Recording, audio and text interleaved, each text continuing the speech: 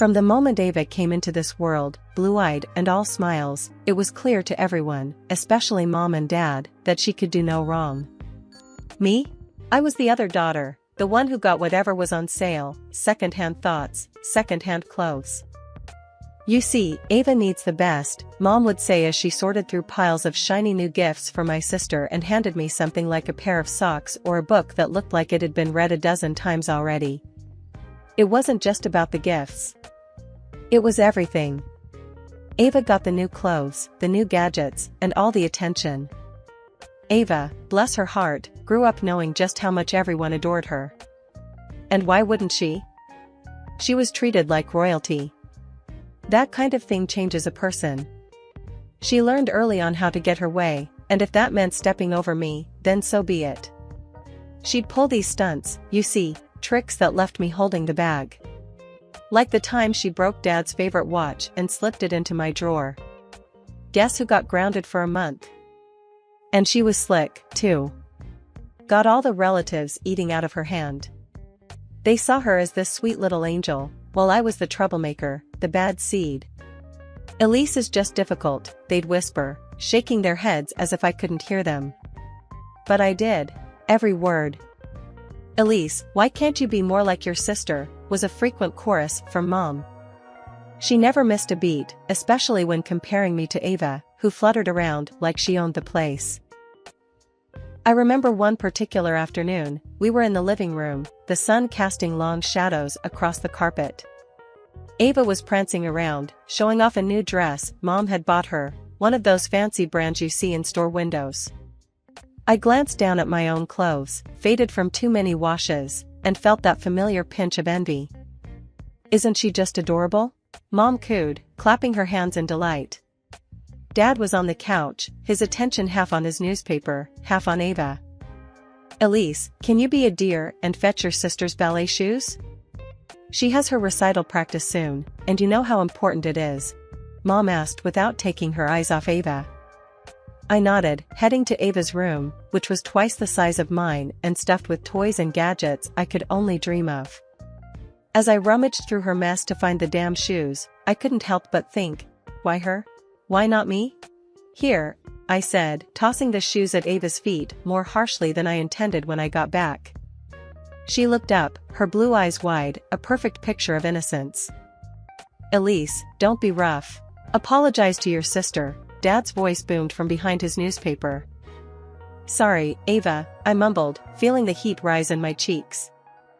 The only one who ever got it, who ever really saw what was going on, was Grandma, Dad's mom. She was tough as nails and didn't let anyone feed her a line of crap. Tom, she'd say to my dad, her voice stern yet not unkind, you're blinding yourself if you think your girls are being treated the same. Elise deserves just as much love and attention as Ava. But Dad would just wave her off, and Mom would roll her eyes like Grandma was just being dramatic. We treat them equally, Mom would insist, but her words fell flat in the heavy air filled with all the things they'd given Ava and not me. Grandma would pull me aside after these talks, her hands gripping mine with a strength that belied her age. Listen, Elise, you've got to be strong. Don't let them dim your light. You're just as bright, just as deserving as your sister, she'd tell me, her eyes fierce and convinced. It was enough to get me through, most days. Graduation day was supposed to be a milestone, a day to celebrate years of hard work. But for me, it was more like the final nail in the coffin of any support I might have expected from my parents. They flat out refused to help with my college tuition. We just don't think it's a good investment, Dad said with a shrug, as if my future was a bad stock option. That's when Grandma stepped in. Her offer to pay for my education wasn't just about money, it was a lifeline, pulling me out of the toxic environment of our home. You're going to do great things, Elise, and I want to see you get that chance, she said, her voice firm, leaving no room for argument. Leaving home for college felt like shedding an old skin. I studied law, a field I chose partly out of interest and partly because it felt like wielding a sort of power I'd never had growing up. College was my realm, a place where my past didn't define me. When I graduated, I didn't bother going back home. Instead, I rented an apartment in the city and started my new life as a lawyer. My younger sister, Ava, stayed with our parents, who were now completely under her spell.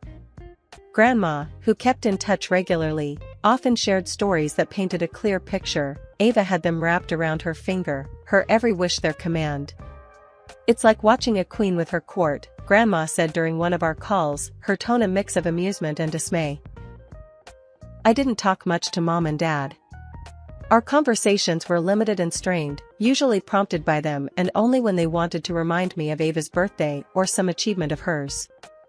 "Don't forget your sister's turning 20 next week," Mom would say, her voice cheerful as if this reminder would bridge the gap between us. My own birthday would come and go unnoticed by them, an oversight that stung less with each passing year.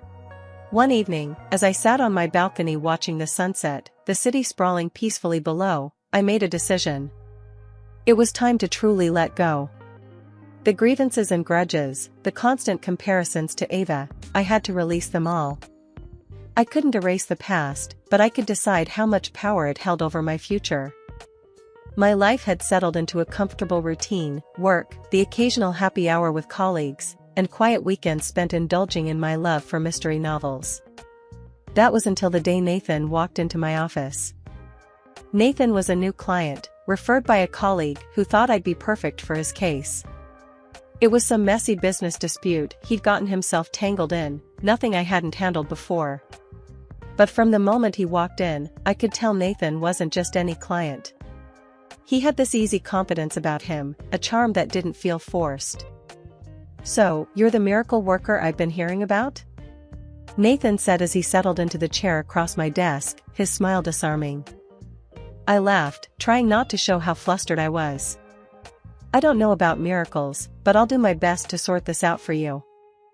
The case turned out to be more complicated than I had anticipated, pulling us into a whirlwind of legal strategies and late-night strategy sessions. Nathan was more involved than most clients, always wanting to understand every detail, which meant our meetings were long and frequent. One evening, after a particularly grueling session, Nathan stopped at the door as we were leaving the office. "Hey, Elise, have you eaten yet? I'm starved, and I owe you a meal for keeping you so late. There's a decent Italian place nearby. What do you say?"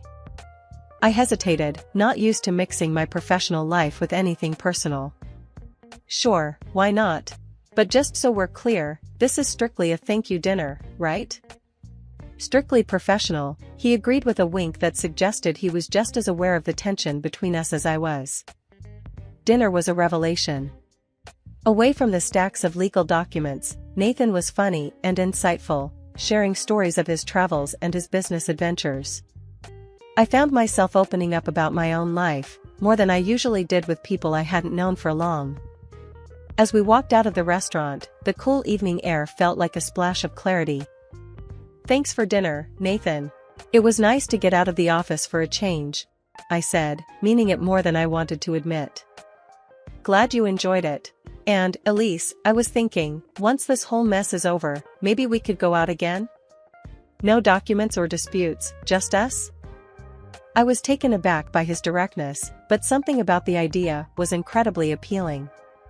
"I'd like that," I said, surprising myself with my own willingness to dive into whatever this was turning into. The weeks that followed were a blur of courtroom battles and quiet dinners with Nathan. Winning the case felt doubly sweet, not just for the professional victory, but for what it might mean for us. As we celebrated over drinks, Nathan reached for my hand across the table. "Here's to winning cases, and, hopefully, winning over beautiful lawyers," he toasted, his eyes locked on mine. "Careful, counselor," I teased. "You might be charged with excessive charm." His laugh, warm and genuine, was the perfect end to our little celebration. It wasn't long after that when our professional relationship evolved into something more personal. It had been a year since Nathan and I first went out, and every moment felt right with him. So, when he proposed, it wasn't just the excitement of the moment that swept me away, it was knowing I'd be with someone who truly understood and valued me. I said yes without a second thought, and we decided not to waste any time. Excited and a bit nervous, I called my parents to share the news. I guess a part of me hoped that this might bring us closer, bridge the gap that had only widened over the years. Their reaction was lukewarm at best, but they invited me over to talk about the wedding plans. When I arrived at their house, I could sense the tension right off the bat. My mom and dad expressed their joy, but their words felt hollow. I could tell they still harbored the old belief that Ava should be the first to marry, not because of age, but because she was always the favored one. During the visit, Ava surprisingly turned on her charm. She smiled, acted sweet, and then dropped her offer like it was the helping hand of a saint. "Let me organize your wedding, Elise. It'll be my way of showing how much I want things to be good between us." I was taken aback. But before I could decline, my parents chimed in, pushing me to accept her help. "You know, Elise, Ava's trying here. It would mean a lot if you let her do this for you," my mom insisted, with that tone that meant this was not just a suggestion but a directive. Feeling cornered, I reluctantly agreed. Ava got to work, or so she said. Every time we spoke, she assured me everything was under control. "You just focus on your job. I've got this," she'd say cheerfully on the phone. Her confidence was convincing enough that I didn't bother to check the details myself. But as the wedding day approached, a nagging feeling prompted me to look into the preparations myself. I called the venue, expecting to hear a rundown of the plans. Instead, I was met with, "Well, we have the room reserved for you, but that's about it." My heart sank as I made more calls, to the florist, the caterer, the decorator. The story was the same. Ava had made initial inquiries, and then nothing.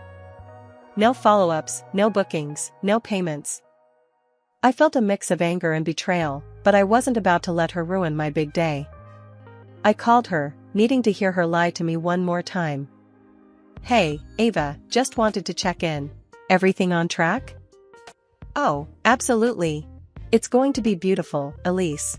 Don't worry about a thing," she replied, her voice bubbling with feigned enthusiasm.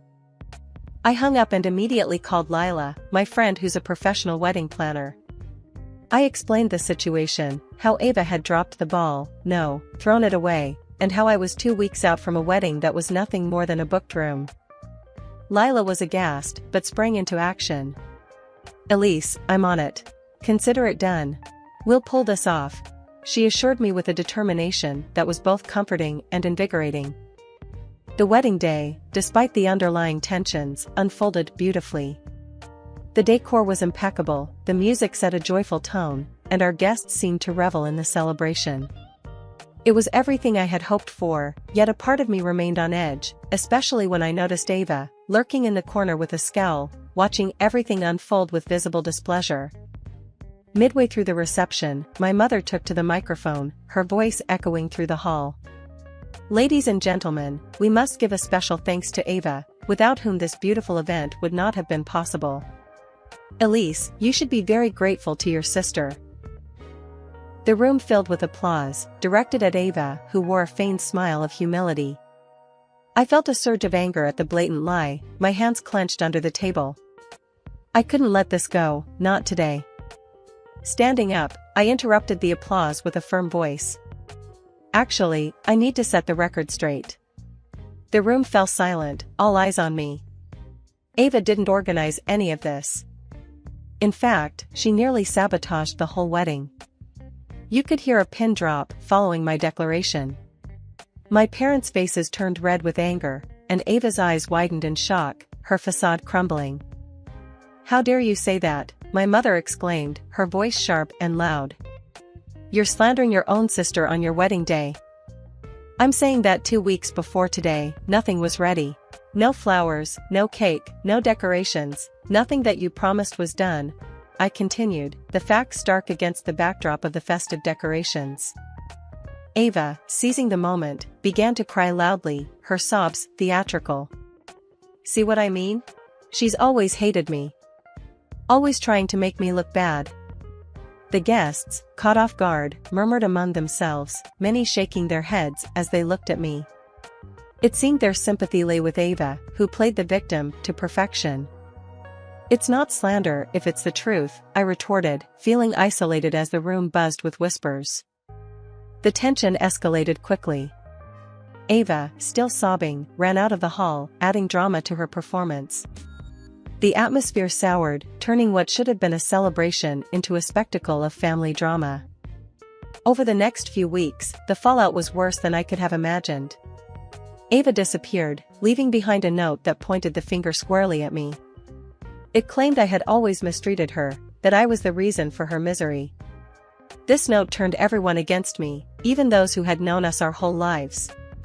My parents believed every word, blaming me for her disappearance. Even my grandmother, the one person who had always seen through Ava's manipulations, turned cold. "I can't believe you would push her to this," she said one day, her words cutting deeper than any knife. She announced then that she was cutting ties with me, influenced perhaps by the mounting pressure and Ava's dramatic note. In the aftermath, I found myself increasingly isolated. Friends and relatives sided with Ava, leaving me to navigate the harsh reality of being ostracized by those I loved.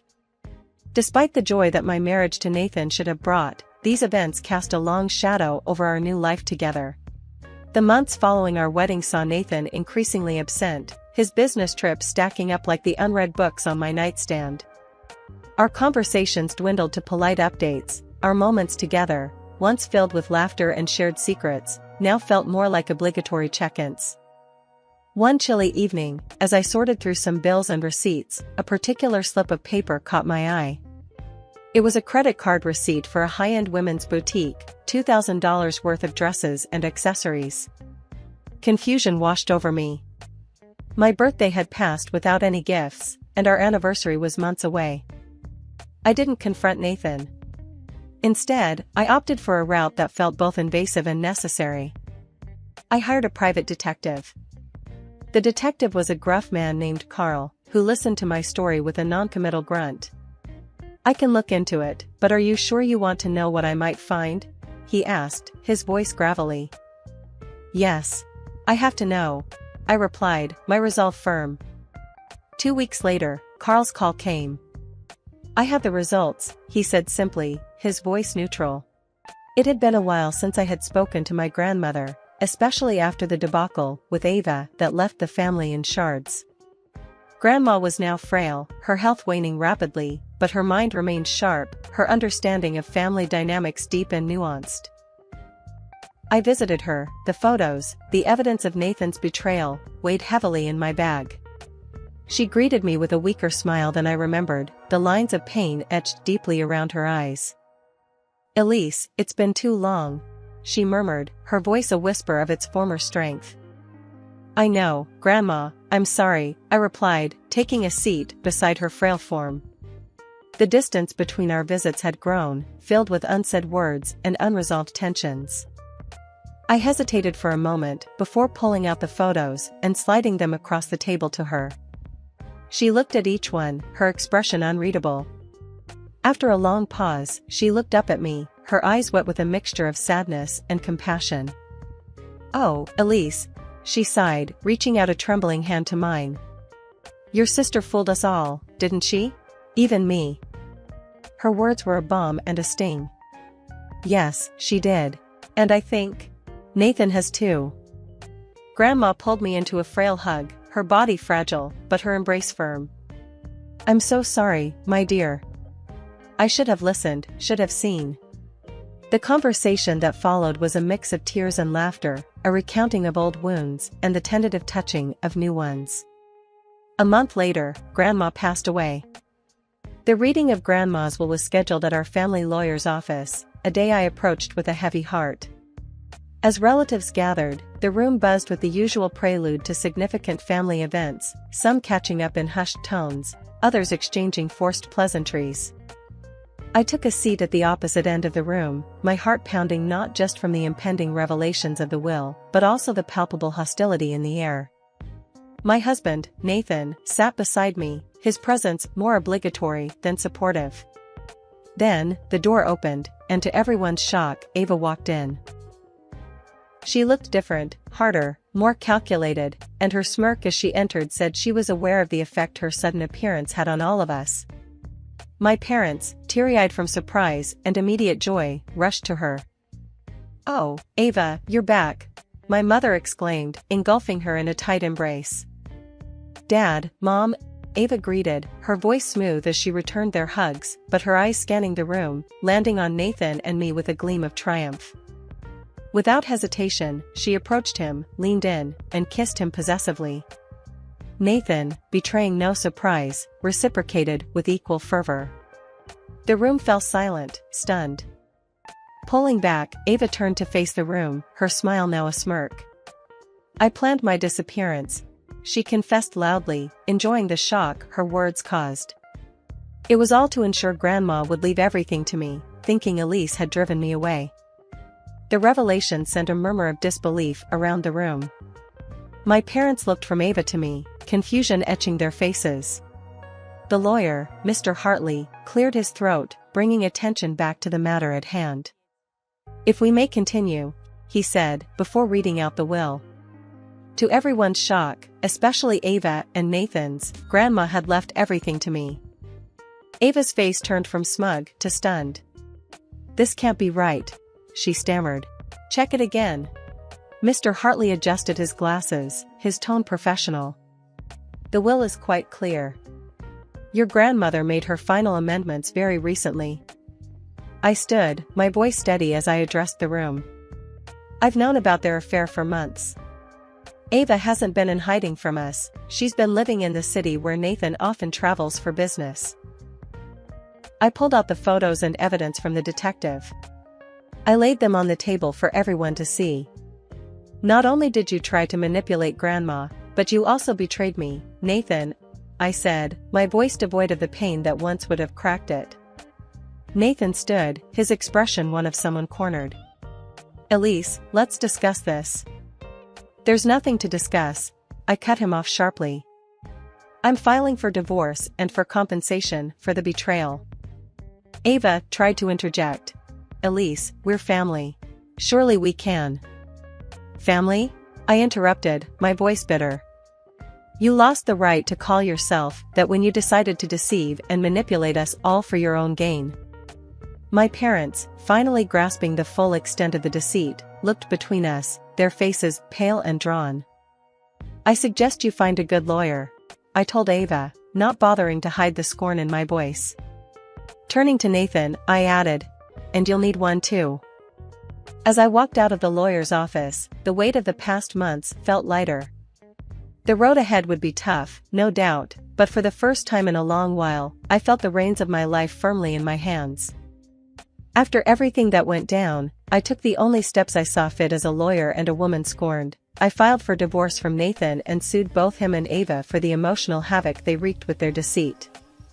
The court proceedings were straightforward, thanks to the undeniable evidence gathered by the detective. The judge awarded me a substantial sum for moral damages, a small solace for the betrayal I endured. When the final gavel fell, closing the chapter on my marriage and the lawsuit, I felt a mix of relief and emptiness. Since the divorce and the lawsuit, I've cut ties with Nathan and Ava. Even my parents chose Ava's side again, trying to paint her as the victim, misunderstanding her actions as mere mistakes rather than the manipulations they were. This betrayal from them was almost as painful as the original deceit, making it clear that our paths had irreversibly diverged. Friends and other relatives have been supportive, their actions showing they understood the true colors of Ava and the depth of her deception. It's comforting, in a way, to know that not everyone was fooled by her charade. One evening, as I was arranging some of Grandma's old books on a shelf in the living room, there was a knock at the door. I opened it to find Uncle Mike, one of the few relatives who staunchly stood by me through everything. Elise, just wanted to check in on you, he said, his gaze taking in the changes I'd made to the house. Thanks, Uncle Mike. Come in. I invited him into the living room. He looked around, nodding approvingly. You've done well with the place. It feels like your grandmother would have wanted, full of life again. I smiled, feeling a warmth spread through me. It's been therapeutic, honestly. Living here, maintaining her home, it's helped me find a bit of peace after everything. Uncle Mike patted my shoulder, a comforting gesture. She'd be proud of you, Elise. Not just for this house, but for standing up for yourself. It's what she always wanted for you. As Uncle Mike left later that evening, I stood at the doorway, watching the sun set. The horizon was ablaze with colors, a vivid reminder that life could still offer beauty after the storm. With the house as my anchor, I felt ready to face whatever came next, carrying forward the legacy of strength and resilience that Grandma left me.